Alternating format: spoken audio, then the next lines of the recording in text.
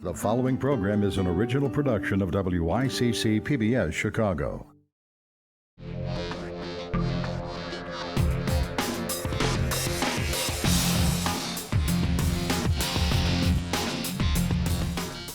Good evening, I'm Chris Bury. Welcome to this week's episode of In the Loop. Tonight we take another look at some of the stories that cause us to pause and consider the challenges facing our city and state. Complex stories that explore beyond the headlines. We start with the question of transgender children and how young is too young for medical treatment. As Barbara Pinto reports, the choices for these young people and their families are particularly complicated. 17-year-old Emmett Paschal, a senior at Warren Township High School in north suburban Gurnee, seems like any other teenage boy. Until he talks about his childhood. My life as Emily is still my life now, and my life as Emmett was my life then. I see myself as the same person. I cherish all of my memories, even if it's with a different name, even if it's with a ponytail. I keep every picture. His parents do too, on the walls of their home.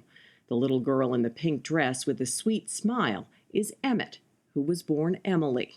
As a little girl, he didn't present as a little girl. He was the leader in the neighborhood and made up the games, and all the kids followed, and you know, he didn't take too much guff from anyone either. So perhaps he acted more like a boy than we ever wanted to believe. The Paschals thought they were raising a tomboy until junior year of high school, when their oldest child was hospitalized 5 times with suicidal depression. Emmett had no explanation for his depression until he read about gender dysphoria online and realized his intense frustration was with a female body that didn't match his male identity. That moment changed everything. So there's a relief in that, but then there's also this immense fear and sadness of, well, how am I going to accomplish this? Is everyone going to accept me? I'm never going to be born a male. I was scared. I didn't want my girl presenting as a boy. I didn't want my girl going through a phase where he was going to be ridiculed. The Paschals found answers and care at the Ann and Robert H. Lurie Children's Hospital Gender and Sex Development Program, one of only a handful of similar programs nationwide. I think there's a misconception sometimes out there that a program such as ours is intervening medically, or God forbid, surgically in young children. That's not what this program does and not what programs like it across the country do. Pediatrician Robert Garofalo heads the Division of Adolescent Medicine that provides a combination of psychological and medical care. Our job is to sort of tell people what we know about the science, tell people what we know, about the options, and then have them as families make a decision that's in their best interest. Those decisions, particularly for children and adolescents, can be complex and controversial. Some of those options include drugs that temporarily block puberty, and for older teens, hormones that cause more permanent changes, estrogen to bring on female puberty, and testosterone to bring on male puberty. Like all drugs, there are side effects, including increased risks of cancers and heart disease. But there are few studies on long-term use of these drugs among people who are transgender. The studies that have been done indicate much higher rates of suicide in the transgender community, 41%, compared to less than 5% in the general population. They also are more likely to suffer from higher instances of depression and substance abuse. And gender is complex in childhood. A certain percentage of young people or children who present as gender nonconforming as children may not persist as gender nonconforming when they're adolescents or adults. Nobody really knows the exact percentage, and nobody really knows, what are the factors that are going to contribute to what might cause someone to persist or not to persist. Those questions concern activist Peter LaBarbera, president of the Center for Morality. He believes medical decisions resulting in permanent change, such as surgery or cross-sex hormones, should be delayed until adulthood. Our hearts go out to the parents. We know these are very difficult issues, but radical gender surgeries are often not the answer. We see studies which show that adults who go through sex reassignment surgeries are often still depressed, still suicidal after going through these body disfiguring operations. We don't offer anything that would have any long-lasting negative or irreversible effect unless this is truly a kid who's older, who can make a wise decision, whose family is supportive. Dr. Scott Leibowitz is a child and adolescent psychiatrist with the Lurie Children's Gender and Sex Development Program. I would argue that we can't be worried about some theoretical cancer that might be happening in 20 years if we don't have a child or an adolescent at all, if they commit suicide. That is why the Pascals had little doubt about moving ahead with medical intervention. It was truly a life or death situation for us, so it was something we just felt we needed to do. With the help of his healthcare team at Lurie to get insurance to cover the $12,000 cost, Emmett recently had top surgery, essentially a double mastectomy to remove breast tissue, and he started on daily doses of testosterone to bring on male puberty. He's also legally changed his name from Emily to Emmett. I feel more correct. I feel like I'm starting to fit, like the puzzle is coming together. For In the Loop, I'm Barbara Pinto. Last May, the Obama administration directed schools across the nation to provide transgender students with access to facilities, including bathrooms and locker rooms that match their chosen gender identity. Illinois is one of just 19 states, plus Washington, D.C., that already provides non-discrimination protections on the basis of gender identity and sexual orientation. Chicago is home to one of the biggest public works projects in the world. It's known as the Deep Tunnel or the Tunnel and Reservoir Plan. Construction began 40 years ago, and when it's finally finished, the tunnel project will be 130 miles long. Its price tag, $3.5 billion. The system is supposed to solve Chicago's worst flooding, but even this modern marvel may not be enough to fully protect the city. It's about 1,400 feet long and it's about 30 feet diameter. Just entering the massive deep tunnel system conveys a sense of what an engineering marvel it is. A 109-mile network of tunnels drilled through bedrock, 300 feet below the streets of Chicago and its suburbs. Back in the 1960s, engineers conceived the ambitious project as a solution to the area's perennial flooding. Mariana Spiropoulos is the president of the Metropolitan Water Reclamation District of Greater Chicago, the agency in charge of the deep tunnel system, also known as the Tunnel and Reservoir Plan, or TARP. When we're having these really intense rainstorms, it's sort of stressing the system. So the deep tunnel system, the tunnel and the reservoirs, is created to alleviate that flooding. Just to give you an idea of the scope of this project, this is one of 3 giant reservoirs that will hold storm and sewage water. It's called the Thornton Reservoir, an old limestone pit south of Chicago. You could fit 12 Soldier Fields in here, 8 billion gallons of water. And when this is completed, it will be the largest reservoir of its kind in the world. During a major storm, a surge of raw sewage and stormwater would come barreling through this connector tunnel and fill the reservoir as much as 300 feet deep. That's an 8 billion gallon open sewer of murky water. To minimize the odor, floating aerators powered by solar panels will churn the cesspool, adding oxygen to the mix. Then, during dry weather, the water will be piped to a wastewater treatment plant to be cleaned and then released. But the entire project won't be complete until 2029, not soon enough for flood-weary Chicagoans. From 2007 to 2011, the federal government and private insurers paid at least $660 million for residential flooding claims in the Chicago area. That works out to 1 out of 6 properties suffering water damage. To help explain why the Chicago area is so vulnerable to flooding, the Metropolitan Water Reclamation District put together an animated video.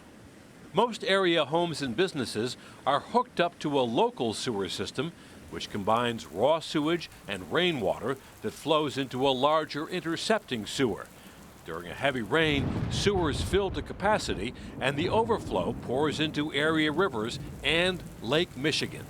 TARP, or the Deep Tunnel System, is supposed to solve that. But even those massive 30-foot tunnels aren't enough sometimes, and raw sewage still ends up in area waterways. When the local sewer system gets overwhelmed, that's when those basement backups occur. To solve that problem, massive reservoirs have been built to take that excess water and hold it until the storms pass, allowing time for the water to be treated and then released. Margaret Frisbee, executive director of Friends of the Chicago River, says while the deep tunnel has improved water quality, urban development has paved over the region's natural ability to absorb rainwater, leaving it with nowhere to go but into the sewer system. So we've effectively put a plastic cover over the whole county, the whole region, and so we drive stormwater into the sewer system, and so it's clean rainwater that's now turned into garbage. And climatologists say changing weather patterns, including more frequent storms and heavier rains, could make the deep tunnel obsolete. When the system is finished over the next 14 years, it will have a combined capacity of more than 20 billion gallons. But that's still not enough. What happens when you get 6 inches of rainfall, such as happened in summer of 2013, is that something like 65 billion gallons of water fall on Cook County in a very short period of time, and it has nowhere to go. Scott Bernstein, president of the Center for Neighborhood Technology in Chicago, says his group is pushing green infrastructure as the solution to ongoing flooding. For instance, green alleys that allow rainwater to soak into the ground, and rain gardens like this one installed at the home of Lori Burns in the Chatham neighborhood, which soaks up all the rain pouring off her roof. That entire basin is full, and the plants that live there really enjoy wet soil, and they have really deep roots, and the water just slowly infiltrates and goes where it's supposed to go instead of in my basement. Burns says her basement used to flood every time it rained hard, but since the rain garden was installed, she says her basement has remained dry. The added benefit is it's a pollinator's garden, so you can see like butterflies and bees. They really love to come, eat, hang out. It's something that is a full circle benefit to both nature and to us as a family. Part of the reservoir opened last November. In its first months of service, it was filled to a depth of 17 feet and held about 400 million gallons of water. The third and final part of the project will be completed in 2019. For Chicago Public Schools, water has also become a big concern. About 1 in 3 schools have already tested positive for dangerous lead levels, and the number is expected to rise. The findings have prompted city officials to address the concerns of parents and find a solution. What we want is an assurance that this is the priority. Richard Myers, who will be sending his daughter to Jameston Elementary on the northwest side this fall, spoke up during a sparsely attended public hearing at Mather High School in West Rogers Park. School CEO Forrest Claypool assured Myers and other parents that cost is not an issue when it comes to providing safe drinking water for Chicago school children. We're spending whatever it takes to remove any devices or any piping that might pose a lead hazard risk. CPS officials, along with the city's health and water departments, are about halfway finished with testing hundreds of schools throughout Chicago. Nearly 1/3 were found to have lead amounts exceeding federal standards. About 30% have shown at least one fixture that is above the EPA's recommended 15 parts per billion. That limit, 15 parts per billion, was established 25 years ago. Despite that threshold set by the EPA, the government agency admits its own limits are too high and that no amount of lead is safe, especially for children. It can lead to behavior and learning problems, lower IQ and hyperactivity, hearing loss, and anemia. Just last week, the American Academy of Pediatrics issued a report calling for tighter rules on lead exposure and said existing lead standards fail to protect children. The few people who did attend the public hearing seemed satisfied with how CPS is handling the situation. including community activist Sandra Loss, who lives on the northwest side. So I'm glad that, Chicago took the bull by the horns and has taken action, as opposed to waiting for the, U.S. guidelines and all this kind of stuff. But Richard Myers is not convinced by what he heard at the public hearing. He still has concerns about his kids using the drinking fountain at their school. They're going to be starting this fall into the Chicago Public Schools, and I'm probably going to be sending water with them. In addition to testing all 660 city schools, public health officials are beginning to check for lead at homes on the south and west sides. Now, city officials acknowledge the water department routinely tests only the same 50 homes every 3 years, and half of those residences are owned by water department employees. Attorney Elizabeth Fagan has filed a class action lawsuit against the city over its handling of the lead issue. By using employees to do the water testing, they're flouting the rules, they're deceiving residents about whether there truly is a problem in the city's water.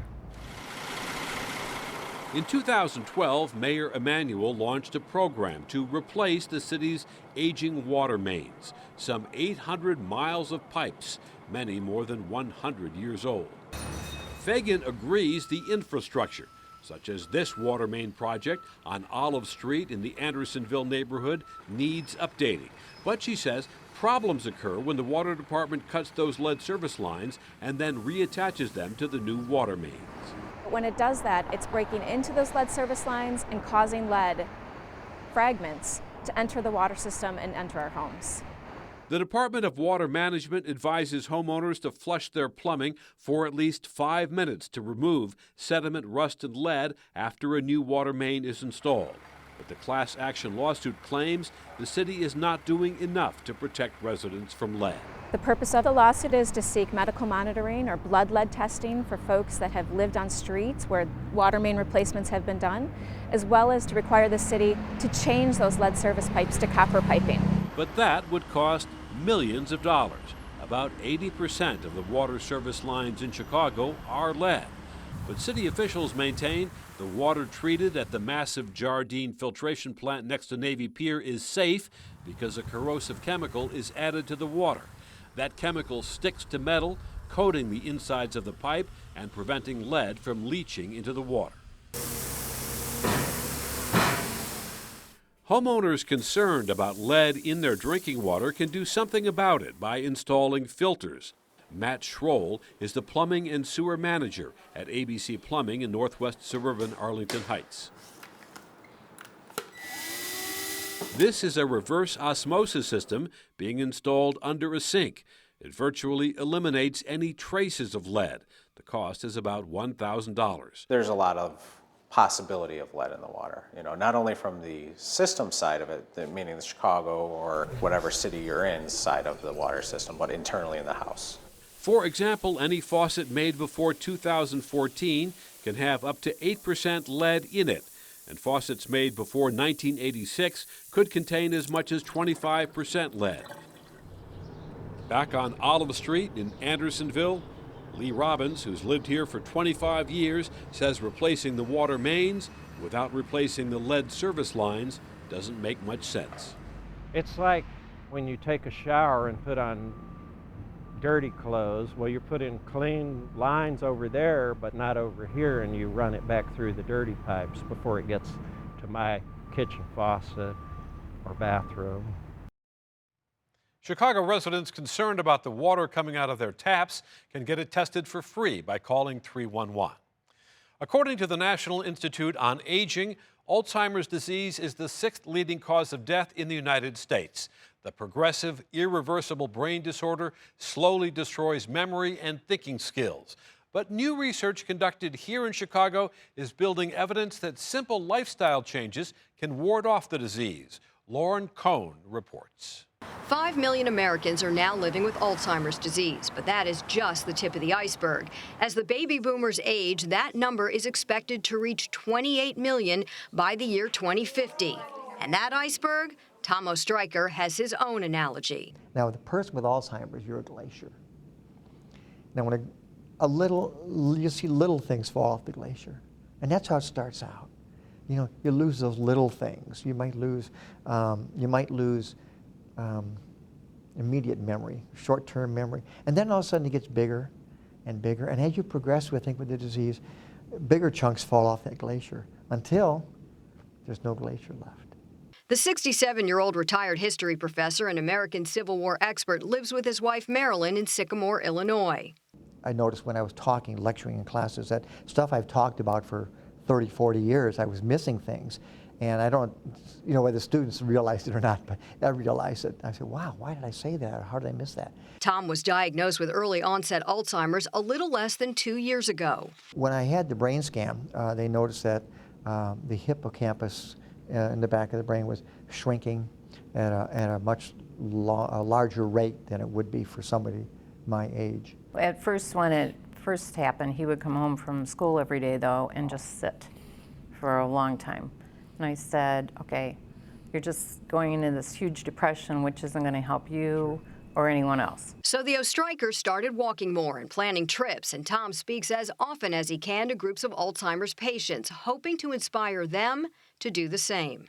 There is no cure for Alzheimer's. Tom is taking medication, but there is no sure sign for how slow or fast it will progress. As a society, we've had such a defeatist attitude about Alzheimer's disease. We just kind of hurry up and wait, and we wait and wait and wait for someone to develop symptoms, and then we say, oh, Alzheimer's, too late, can't do anything. And I think that's exactly the wrong approach. Dr. Demetrius Maraganori is the chairman of the Department of Neurology and medical director of the North Shore Neurological Institute. He runs the Center for Brain Health. We're certainly the only program in the Chicagoland and in the Midwest that's taking a focus on primarily preventing Alzheimer's disease. The program begins with a 20-question brain health quiz to help identify risk factors. Patients then become part of a comprehensive electronic record system where they're tracked and monitored. The center offers advanced testing from brain scans. And the newest technologies we have are technologies that actually can detect abnormal deposits of a protein called amyloid,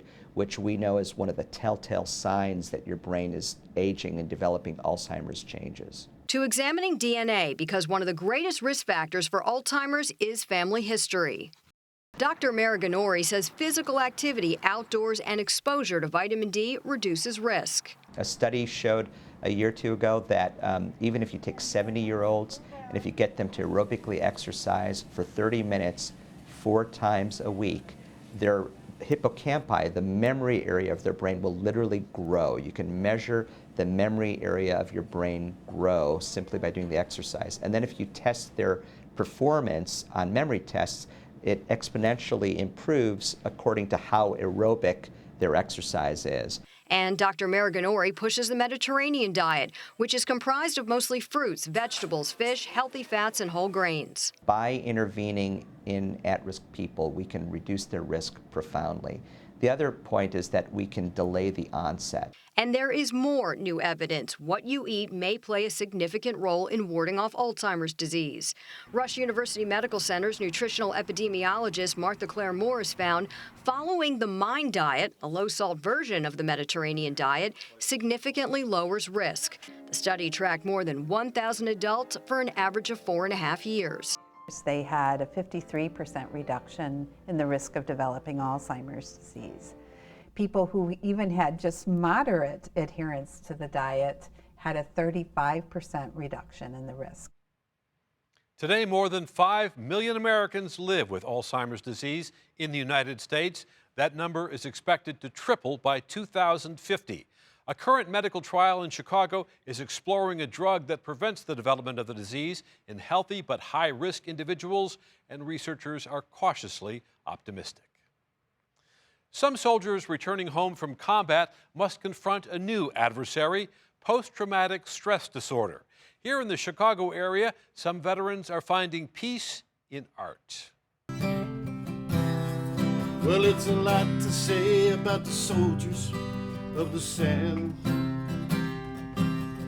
pushing forward in the heat of hell to protect our homeland. Vietnam veteran Joe Class is paying tribute to the soldiers of Operation Desert Storm. Every Friday morning, vets such as Class gather at the Lavelle Federal Health Care Center in North Chicago. Their mission? to help each other defeat a common enemy, PTSD, or post-traumatic stress disorder. Post-traumatic stress disorder is much more scientific than it has been.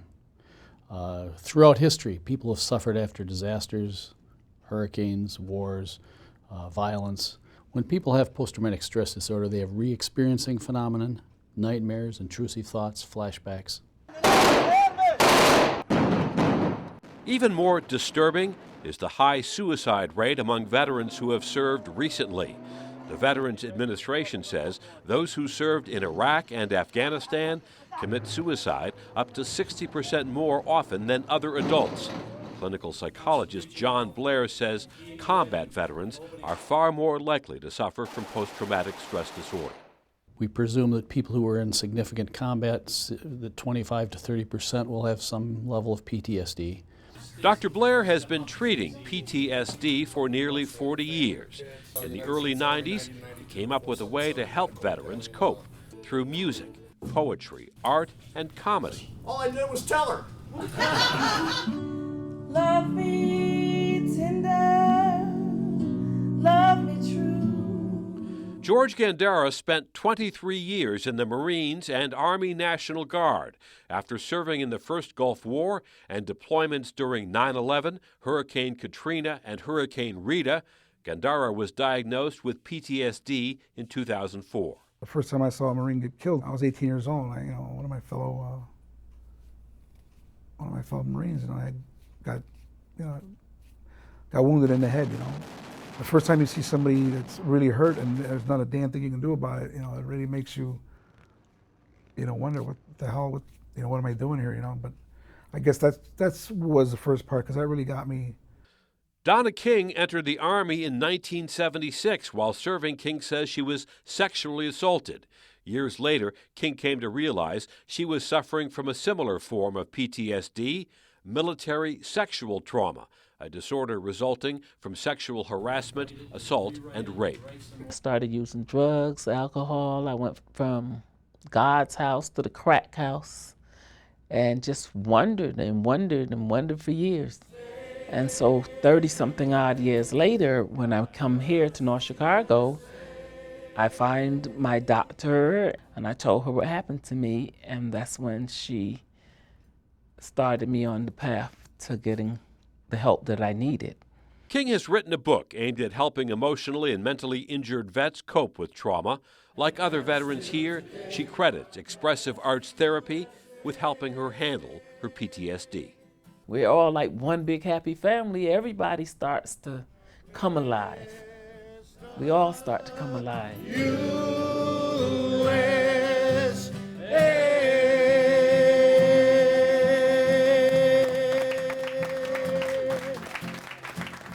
Thanks for joining us for this look back. That concludes this week's show. You are now in the loop. And to learn more about our show, guests, and stories, log on to wycc.org and click on In the Loop. Until next week, I'm Chris Bury. Good night.